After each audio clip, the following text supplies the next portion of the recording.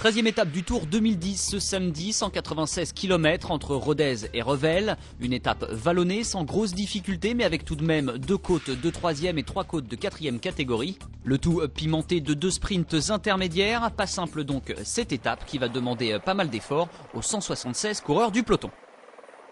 Du côté des AG2R, la mondiale, toujours pas de victoire d'étape, mais les hommes de Vincent Lavenu ont tout de même pas mal animé ce début de tour. Une chose est sûre, ils ont montré le maillot.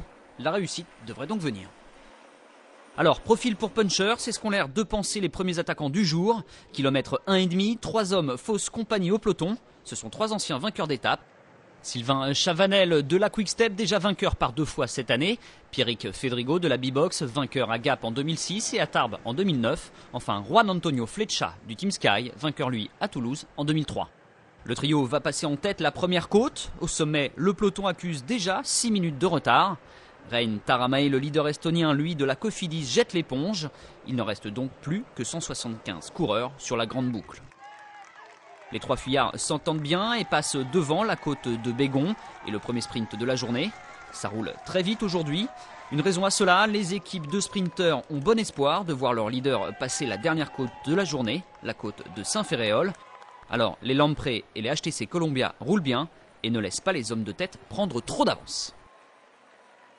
Chavanel, Fedrigo et Flecha vont continuer leur raid et passer devant la côte d'Ambialet. Au sommet de cette même côte, le champion de France Thomas Voeckler montre son maillot.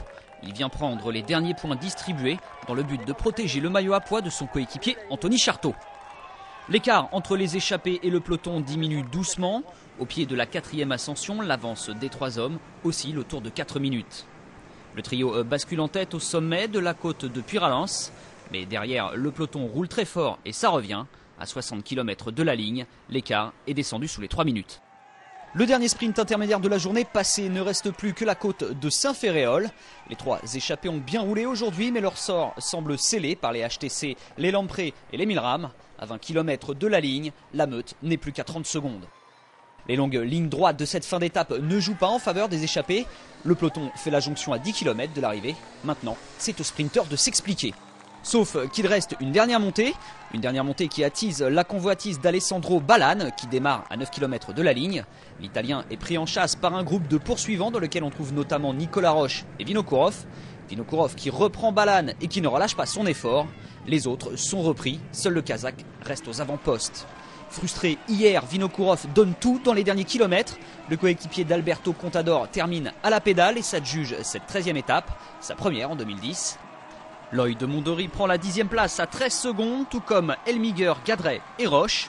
Nocentini perd lui 1 minute 34, Riblon 6,55. Enfin Maxime Bouet et Dimitri Champion finissent à 7 minutes 04 de Vinokourov.